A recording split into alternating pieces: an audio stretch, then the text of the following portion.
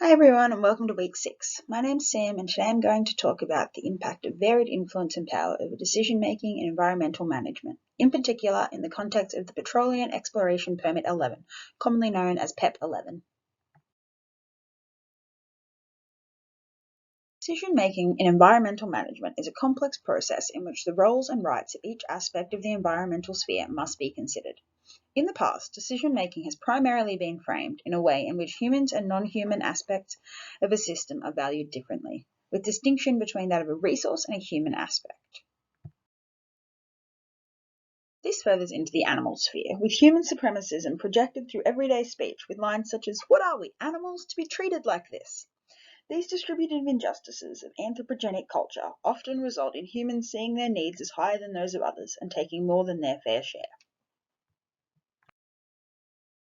Whilst environmental decision-making often prioritizes human over non-human aspects of the environmental sphere, the similar prioritization of the core industrialized nations over the peripheral developing nations creates environmental injustices, with the availability of clean drinking water and fresh air in these locations often impacted by approved projects in disadvantaged areas. PEP11 is a current gas exploration permit that covers 4,576 square kilometres of New South Wales coastline, stretching from Newcastle to northern Sydney. The current PEP11 permit allows for testing and exploration for gas within this zone, with the overall goal to utilise these gas resources for energy usage. Since beginning their environmental application to undergo seismic testing in the region in 2018, PEP11 has received a growing disapproval rate within the local community, with anti-PEP11 displays being seen all along the coast from Wollongong to Byron Bay.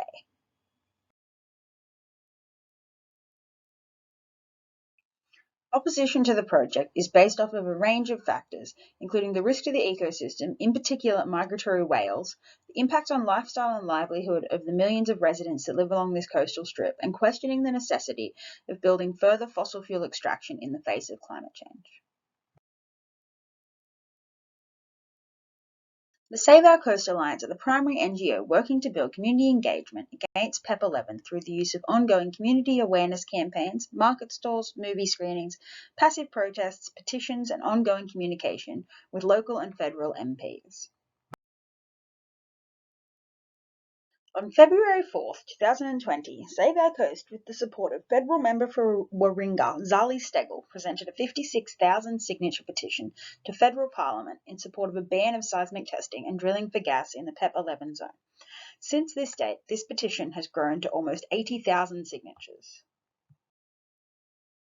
On January 21, 2020, under building pressure from the community regarding the impact on migratory whales and marine life in the area, Advent Energy announced the withdrawal of their application to undertake seismic testing in the PEP11 zone, instead reverting to their original plans to drill for gas in specific areas instead.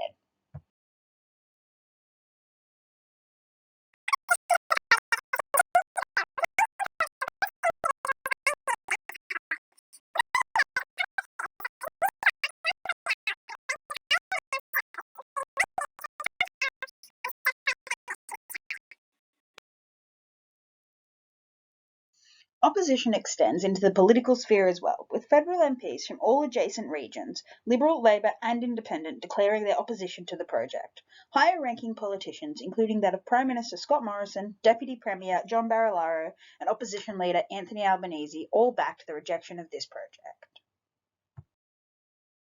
While the strong opposition to this project includes the anthropogenic-focused impact on the livelihood and lifestyles of residents and tourism in the affected areas, the dangers to animals and the natural environment, as well as the greenhouse gas emissions of new gas rigs and their implications for climate change, have been key components of the opposition. The current PEP11 permit was due to expire in February 2021. However, the title holders, Advent Energy and Bounty Oil and Gas, have submitted an application to the National Offshore Petroleum Titles Administrator to vary the current conditions and extend the permit for a further 2 years. This would allow for drilling for gas in these areas to begin immediately. At the time of writing, the decision as to whether or not this application is approved relies on the joint decision-making process of Federal Resources Minister Keith Pitt and the New South Wales Deputy Premier John Barilaro, based on the recommendations made by the National Offshore Petroleum Titles Administrator.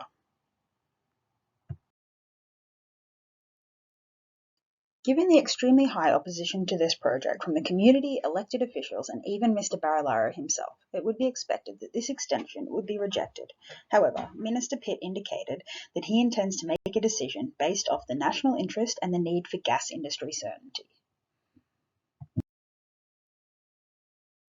This response by Minister Pitt sadly highlights the anthropogenic influence that remains in the decision-making process and highlights the values mentioned previously of humans continuing to put their needs or wants above those of nature and animals, continuing to exploit natural resources that they believe are rightfully theirs.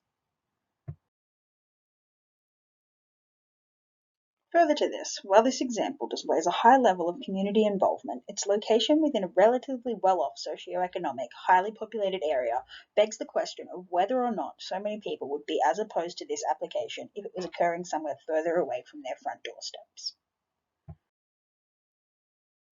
Varied influence and powers that can be seen to be impacting the decision-making process involved in PEP11 show a range of considerations, with the potential approval by Minister Pitt highlighting the roles in which anthropogenic views and the idea that humans are valued above nature and animals is one that needs to be challenged to achieve effective environmental management. While the decision-making process of this case study is yet to be completed and could be determined by these anthropogenic views, the community engagement and the concern regarding the environmental and marine animal impacts played a large role in the Save Our Coast campaign, therefore highlights a community shift towards the right direction. Thank you for listening. See you in the discussion board.